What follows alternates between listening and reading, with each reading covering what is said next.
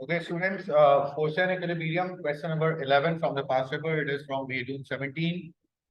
It is same like question number 2, which we have done as question number 1 of the previous video. एक particle आपको दिया गया of mass 0.12 kilogram. सबसे ज्यादा मैं मास को अकॉर्डिंग टू वेट इसको ब्रेक करते हैं. सो वेट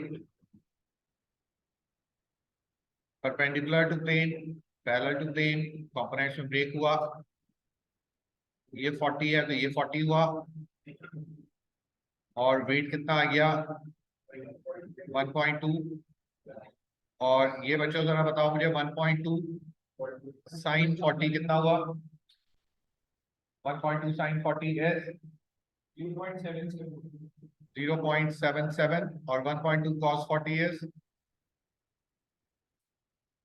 0.992 कर दूं. This is normal reaction. P break हुआ अपने कंपोनेंट्स में. एक हुआ पी cos 30 और दूसरा हुआ पी sin 30. अब आपसे कहा गया the particle is kept in equilibrium by force of magnitude p Newton. ठीक है. द कोएफिशिएंट ऑफ फ्रिक्शन आपको गिवन दिया गया है 0.32. Find the set possible values of p. Minimum force निकालनी है, मैक्सिमम फोर्स निकालनी है. अब आप देखिए, अगर पार्टिकल सिर्फ रुका हुआ है तो ये कहाँ जाना चाह रहा है, नीचे. तो फ्रिक्शनल फोर्स क्या हो जाएगी, ऊपर की तरफ. तो जनाब summation of the forces perpendicular to the plane equals to 0. क्या हो गया जनाब, r plus p sin 30 minus 0.92 equals to 0. ऐसा ही है, इसके अलावा तो कोई फोर्स नहीं है. नहीं. Summation of the forces, particle नीचे जाना चाह रहा है ना, in this direction equals to 0. ठीक हो गया. इस डायरेक्शन में कौन कौन सी फोर्सेस आ रही हैं. एक तो 0.77 माइनस में p cos 30 और माइनस में फ्रिक्शनल फोर्स इक्वल्स टू 0. ऐसा ही. फ्रिक्शनल फोर्स बेसिकली किसके बराबर होती है, म्यू आर के बराबर. फ्रिक्शनल फोर्स किसके बराबर होती है, म्यू आर इक्वल्स टू 0. अगर मैं यहां से r कैलकुलेट, अभी मैं चलो 0.77 माइनस p cos 30, म्यू कितना है 0.32. 0.32 r इक्वल्स टू 0. बात आ रही है समझ में, कोई कंफ्यूजन तो नहीं है. अगर मैं r की वैल्यू इक्वेशन 1 से कैलकुलेट कर लूं और इक्वेशन 2 में रख दूं तो क्या हो जाएगा बच्चों, 0.77 minus p cos 30 minus 0.32. r की जगह पर मैं लिख रहा हूं जनाब 0.92 minus p sin 30 equals to 0. कोई प्रॉब्लम तो नहीं है. 0.77 minus p cos 30 minus 0.32 multiply by 0.92.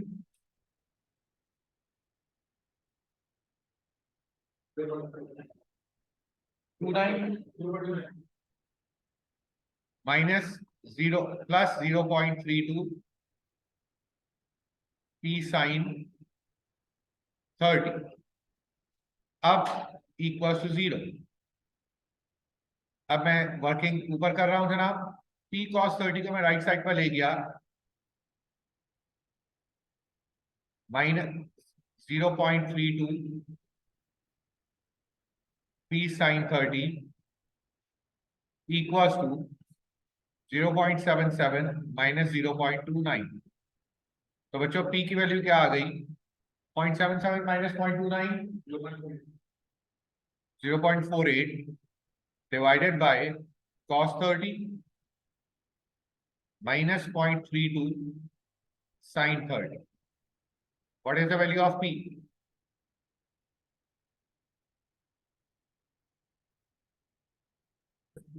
The result is 0.68. The result is 0.68. No problem. हम कह सकते हैं this is the minimum P, जिस वक्त हमने पार्टिकल को सिर्फ रोका हुआ। सही। अब अगर हम फोर्स अप्लाई करते हैं और पार्टिकल को ऊपर लेकर आना चाहें तो बेटा फ्रिक्शनल फोर्स नीचे की तरफ आ जाएगी। फ्रिक्शनल फोर्स अब नीचे की तरफ आ जाएगी क्योंकि पार्टिकल ऊपर जाना चाह रहा है। वर्टिकल कंपोनेंट्स तो सारे सेम रहेंगे,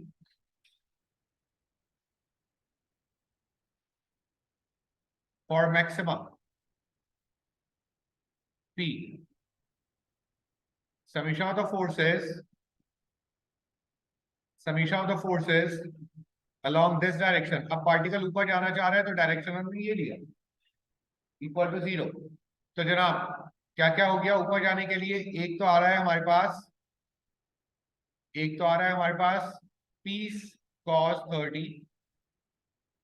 cos 30, ऐसा ही है। माइनस में नहीं अब हाँ minus 0.77 minus frictional force equal to 0, ऐसा ही है। फ्रिक्शन हम नीचे आ जाएगा ना। P cos 30 minus 0.77 mu R, mu कितना है 0.32 R equal to 0। P cos 30 minus 0.77 minus 0.32 R की जगह पर वही इक्वेशन 1 से हम चीजें रखेंगे। क्या रखेंगे जनाब? 0.92 माइनस P साइन 30। सुना, P cos 30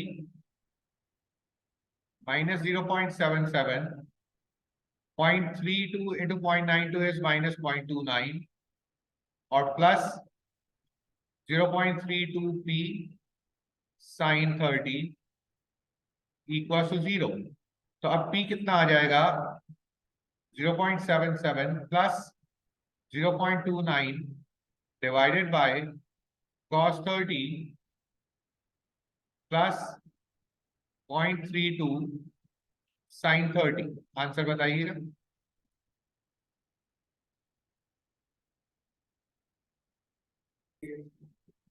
one 1.04 is the maximum value of P। तो बच्चों P की हमें क्या लिखनी थी? Find the set possible values. 0.68 से लेकर 1.04 तक P की वैल्यूज आ गई। Any confusion? Hopefully it is clear. Now the next question is question number 1 from your past paper file. इससे पहले जो हम लोग क्वेश्चंस कर रहे थे वो फोर्सेस के क्वेश्चंस थे, जो एक पार्टिकल पर डिफरेंट फोर्सेस लग रही थी। अब हम जरा स्ट्रिंग वाले क्वेश्चंस करते हैं सॉल्व। क्वेश्चन नंबर 1 दिया गया, एक पार्टिकल P, मास कितना है पार्टिकल का? 1.6, हैंगिंग पार्टिकल है। तो बच्चों वेट क्या हो गया इसका? वेट हो गया इसका 16 न्यूटन का इसका वेट हो गया। आपसे कहा दोनों स्ट्रिंग्स में टेंशन कैलकुलेट करना है, दोनों स्ट्रिंग में टेंशन कैलकुलेट करना है। अब आप देखिए, हाँ एग्जैक्टली, टेंशन कैलकुलेट करना है दोनों स्ट्रिंग में। जहां पर भी पार्टिकल है उससे ऑपोजिट डायरेक्शन में टेंशन जाएगी। जहां से भी पार्टिकल, जहां से भी स्ट्रिंग अटैच होगा उससे ऑपोजिट डायरेक्शन में टेंशन जाएगी। सही है। अब हम ब्रेक करते हैं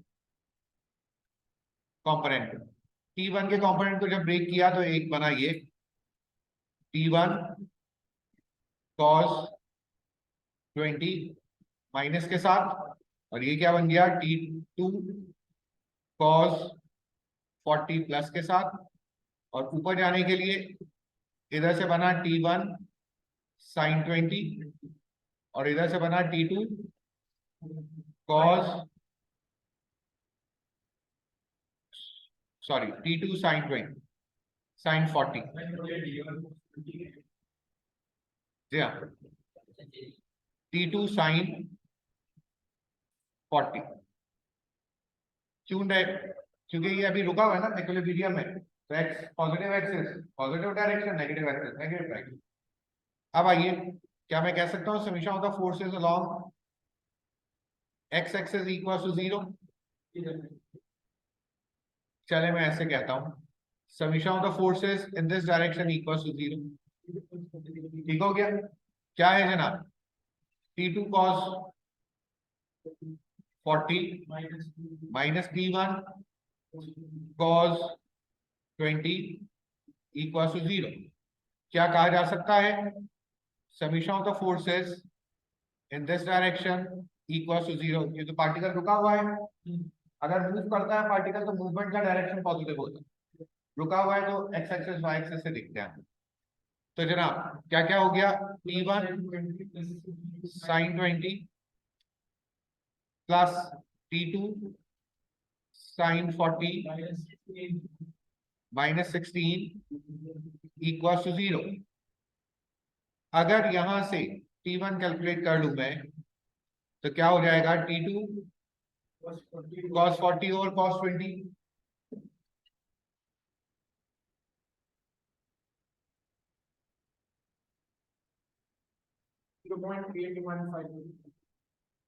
0.815 T2 सही। T1 आ गया 0.815 T2, 0.815 T2 यहां पर रखेंगे हम, तो 0.815 into sine 20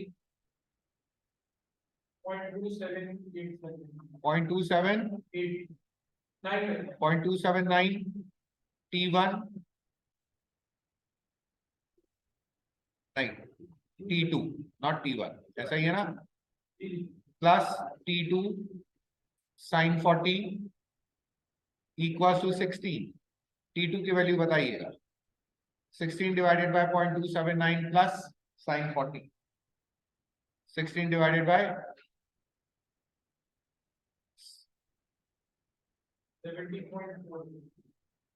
17.4। Therefore, what is the value of T1?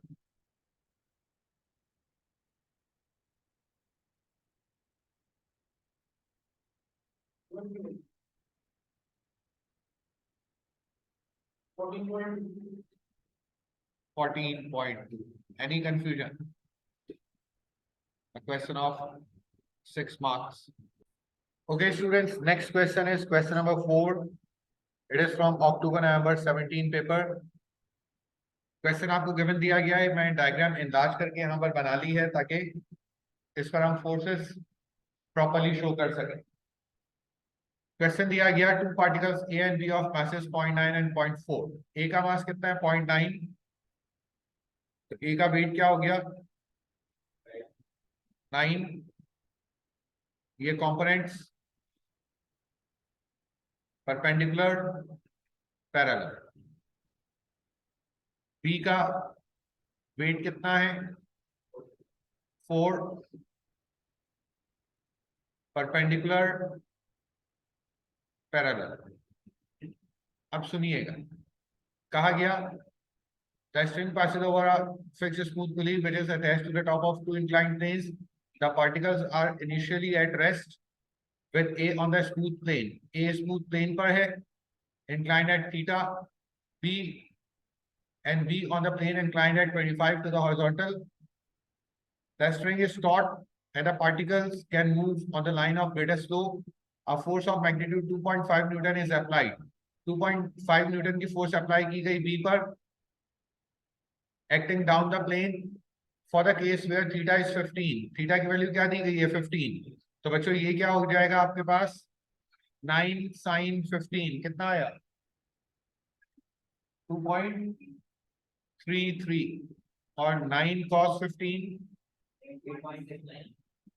3.69, 8.69, 8.69।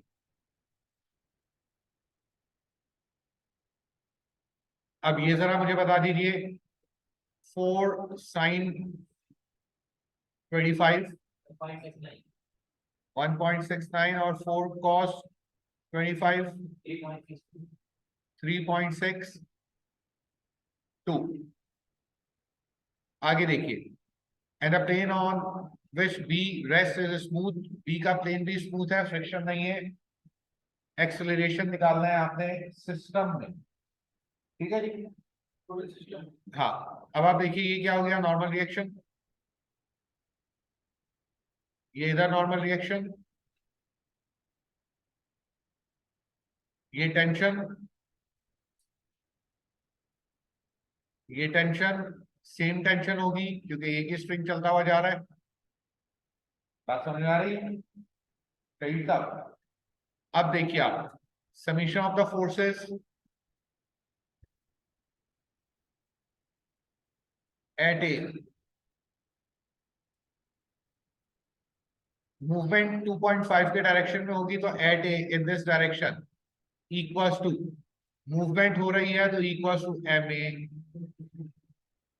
Equals to 0 नहीं, equals to M A. Acceleration निकाल दिया, सही है। तब आप देखें, जब इस डायरेक्शन में जा रहे हैं हम तो क्या क्या फोर्सेस आ गई, T minus 2.33 equals to mass कितना है ए का, 0.9 ए। कोई प्रॉब्लम? हाँ, ऐसे यूं करके ऐसे नीचे जा रहे हैं।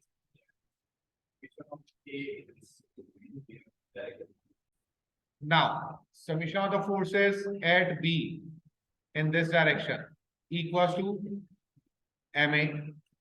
अब एरो सही बनाया हमने और सब चीजें में लगे ना। अब यहां पर क्या क्या फोर्स आ रही है, 2.5 minus T plus 1.69 equal to M कितना है, 0.48, 0.4 जनाब। टी की वैल्यू क्या हम यहां से कैलकुलेट कर सकते हैं, 2.33 प्लस 0.98 इक्वेशन 2 में रखेंगे। अब अगर टी को उधर ले जाऊं तो इक्वेशन 2 क्या हो जाएगी, T equals to 2.5 plus 1.69,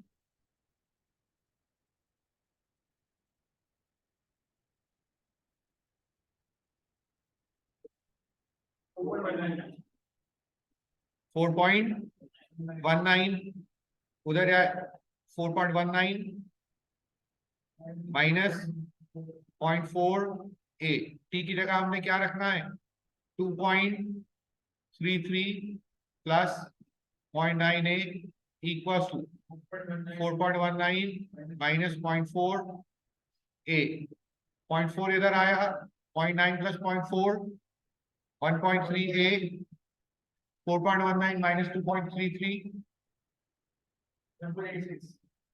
what is the value of a? हाँ, 1.86 divided by 1.3, 1.43 meters per second square। हमें क्या कैलकुलेट करना है, फाइंड द एक्सेलरेशन।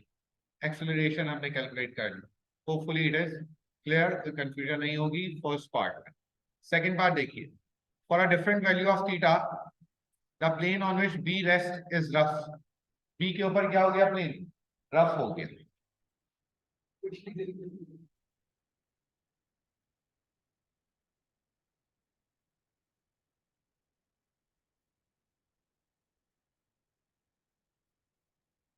बी के ऊपर प्लेन जो है अब हो गया है जनाब rough, with a coefficient of friction is given, the system is in equilibrium, summation of the forces is equal to 0, force in equilibrium को क्वेश्चन बन गया, सही है। हमें क्या चाहिए, the system is in limiting equilibrium with B on the point of moving in the direction of this, find the value of theta, we have to calculate the value of theta। ये have to calculate the value of theta। अब आप देखिए again forces break करते हैं। ये क्या आ रहा था जनाब, ये कितना था 9 का। हाँ, थीटा तो चेंज हो गया, वेट कितना है 9 का है ना, 9। ये ब्रेक हुआ,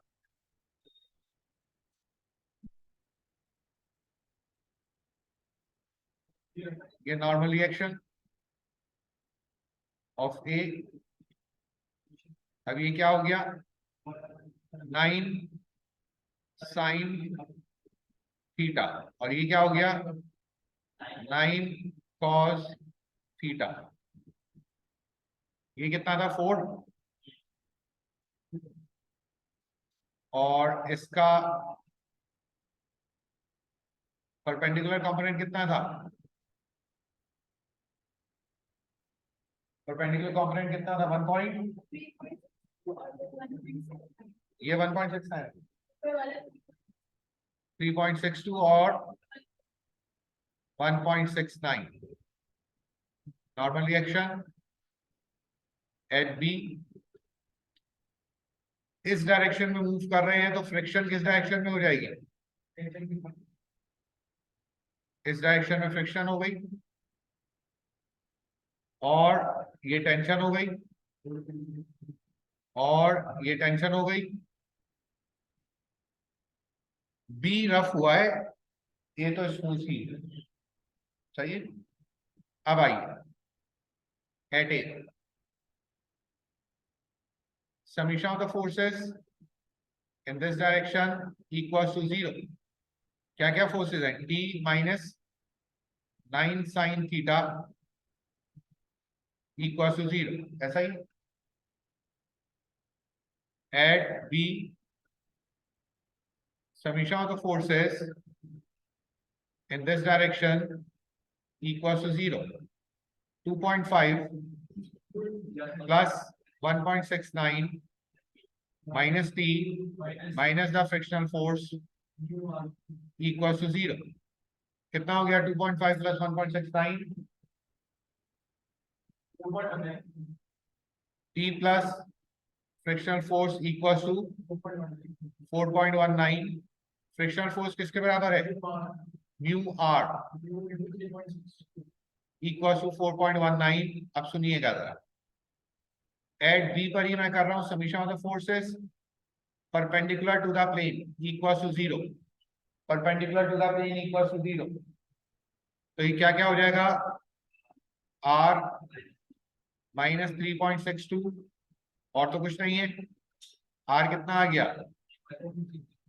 3.62। अब आ जाएंगे इधर, टी किसके बराबर हो गया 4.19 माइनस म्यू आर, म्यू कितना है 0.8 मल्टीप्लाई बाय आर कितना है 3.62, टी बताइए 1.29। तो therefore sine theta equals to T upon 9। So theta equals to T की वैल्यू रखकर थीटा बता दीजिए।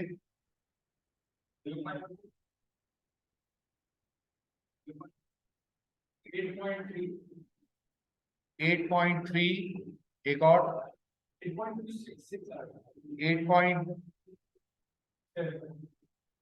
8.27 डिग्रीज थीटा आ गया। Is this clear, any confusion? Okay students, another question, question number 5, it is from October November 17। a block of mass 15 kilogram, मास इसका 15 kilogram है, तो कितना हो गया 150 हो गया। नॉर्मल रिएक्शन इसमें होगा नहीं होगा, नहीं होगा क्योंकि hanging particle.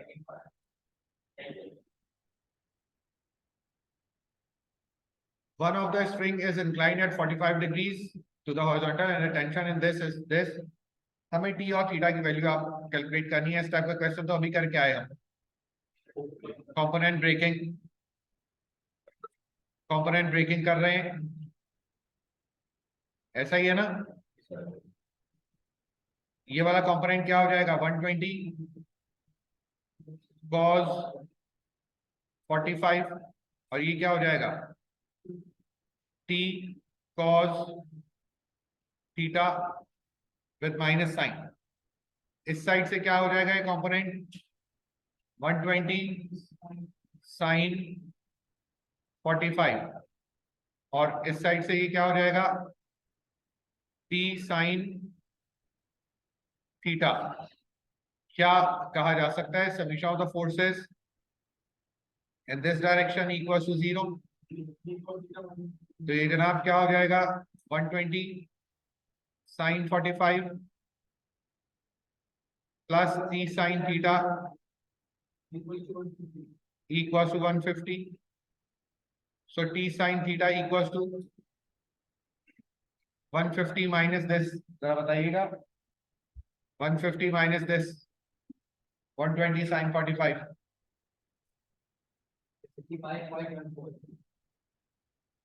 65.15। Summation of the forces in this direction equals to 0. T cos theta minus 120 cos 45 equals to 0. तो T किसके बराबर आ गया क्या 120 cos 45 कितना होता है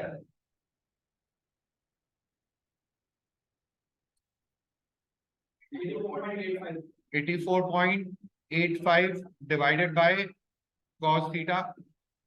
मैं यहां पर अगर रख दूं टी की जगह पर तो बेटा sine theta upon cos theta क्या बन जाएगा tan थीटा। टी से टी की जगह पर तो ये आ ही गया है और साथ में क्या है 84.85 इक्वल्स टू 65.15 थीटा बताइए 37.5। तो टी बताइए 107। बस बात समझ में आ रही है बच्चों कोई कंफ्यूजन क्लियर है।